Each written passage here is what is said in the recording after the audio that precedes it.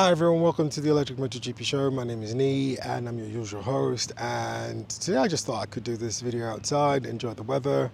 Beautiful outside, 20 degrees, sunny, last embers of the summer sun for us in Perth.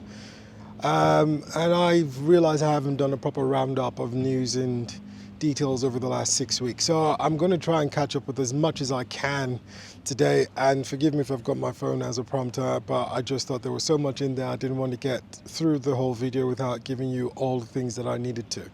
So let's start from the UK market. So we'll start there and then we'll work our way around everywhere else. So the UK market, 2024 was a good big year for the UK market, increase in market share for the EV sector. This is basically through to government mandates.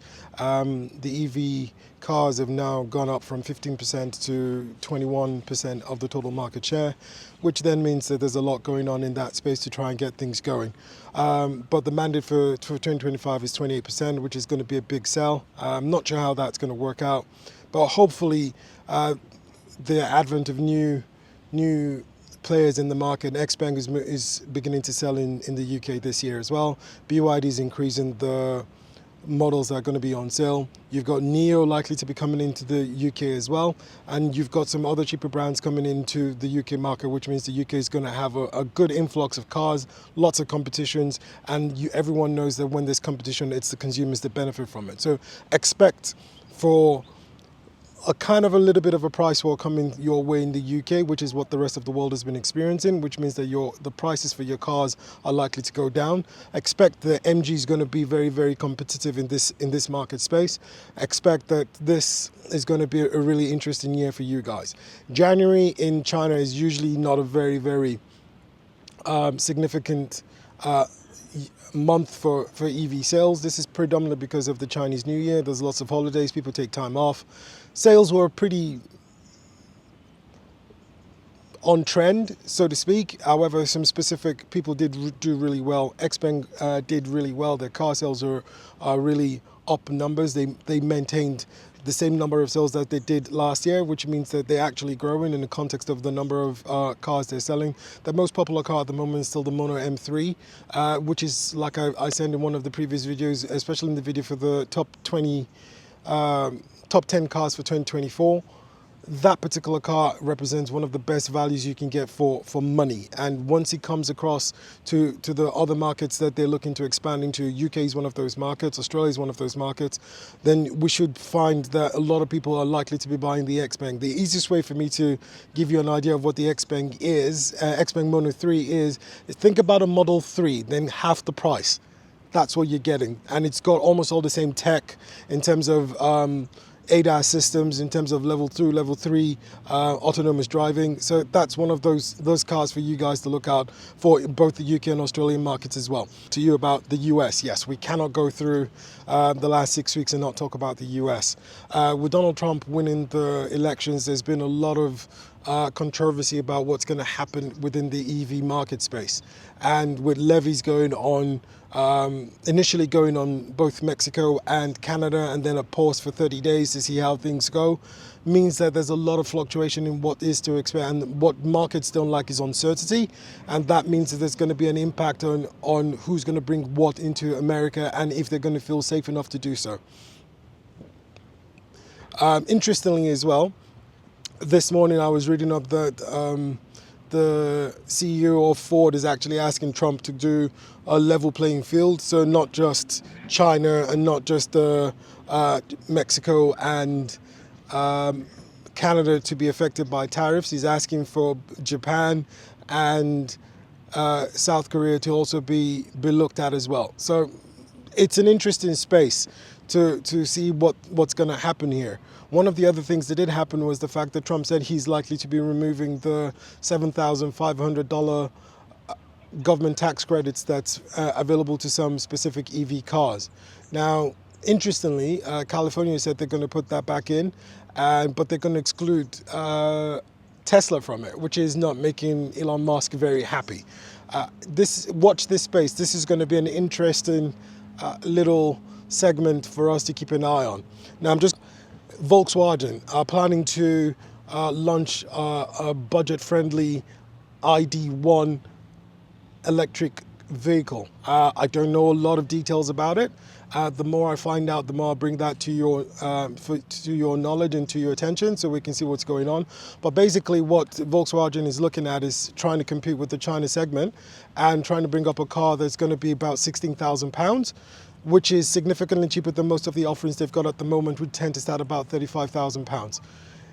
Watch this space. Like I said earlier on in the video, competition usually drives up improved consumer satisfaction because there's a lot of options available to you, and Volkswagen is beginning to realize that for them to stay relevant in the market, they've got to be able to provide that level of value for money that most of the consumers have not been seeing for a while. The roundup of sales for 2024 was pretty interesting when you think about it.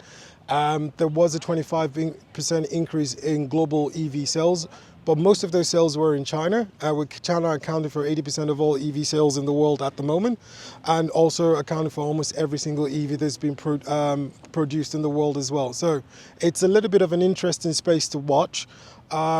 There are things that we've got to start to think about for most other markets, because while there was a reduction in EV sales in a lot of markets, the boost in the Chinese market kind of covered up the cracks.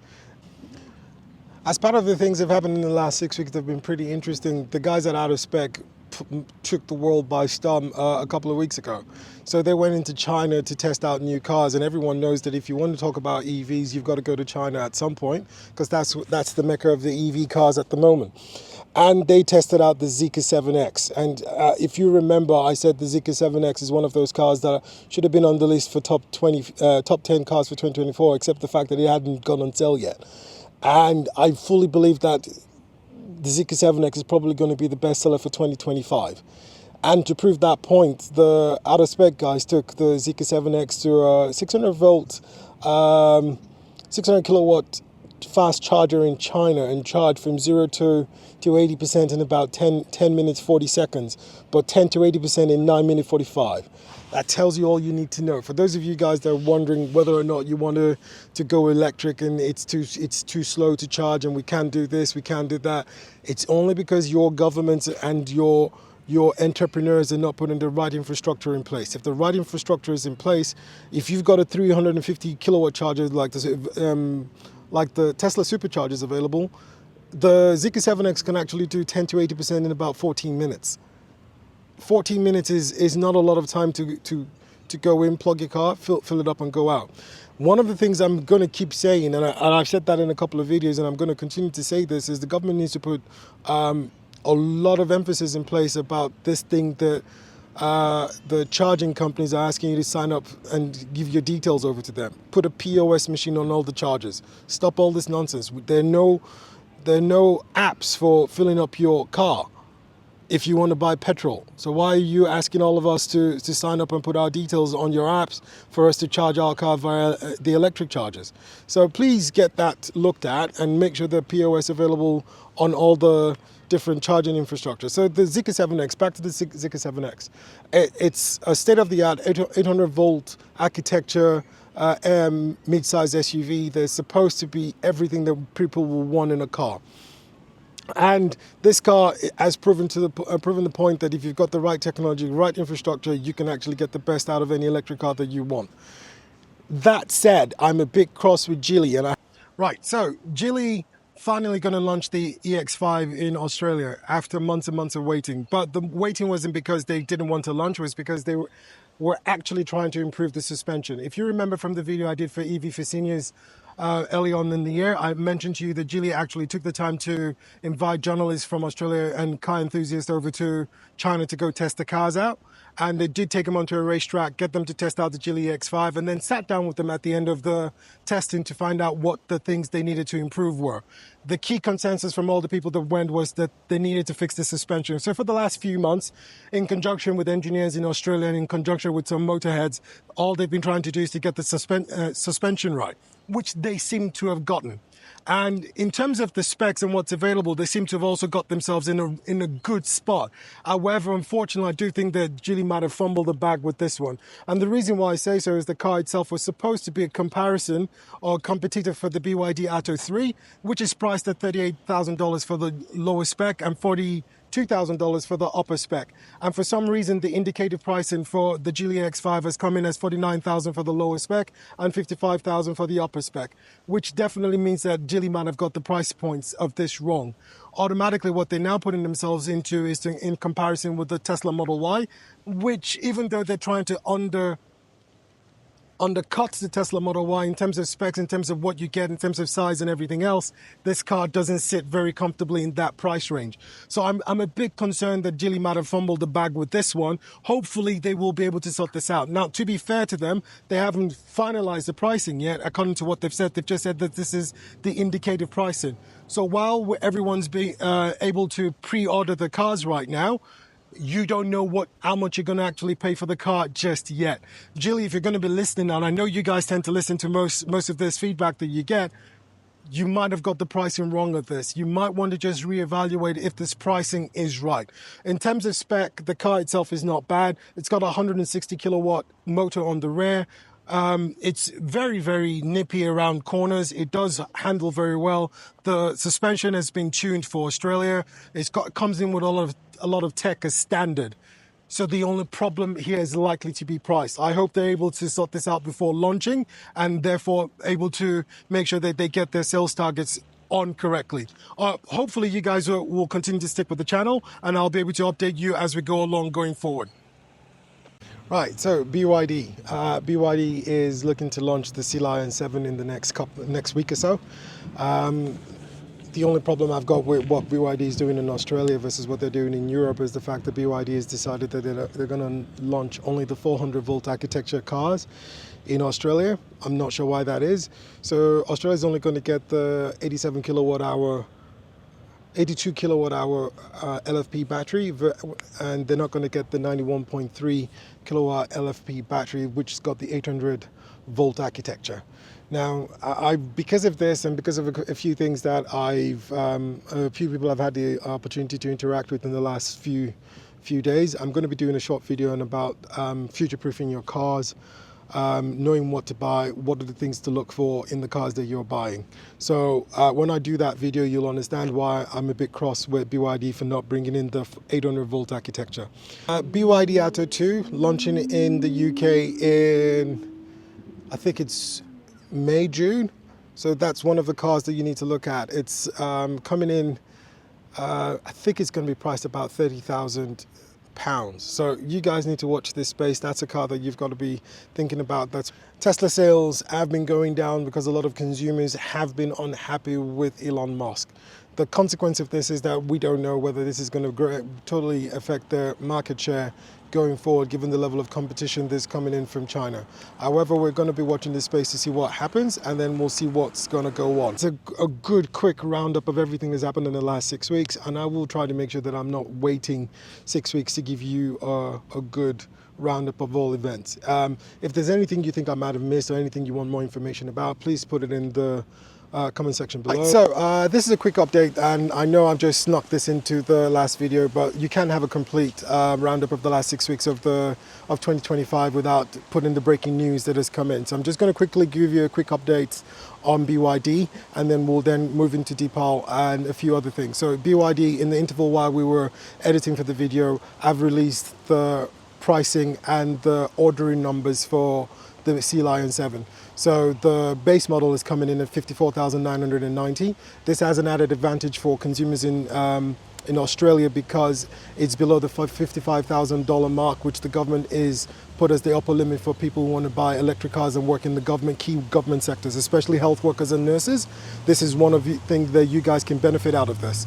The base model comes with a 230 kilowatt electric motor on the rear, which is very, very good, and I've been able to test drive that specific model. Watch out this space for the video.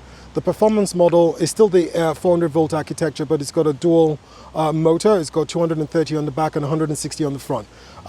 It's priced at $63,990 AUD, which is underpriced in the Tesla Model Y Juniper.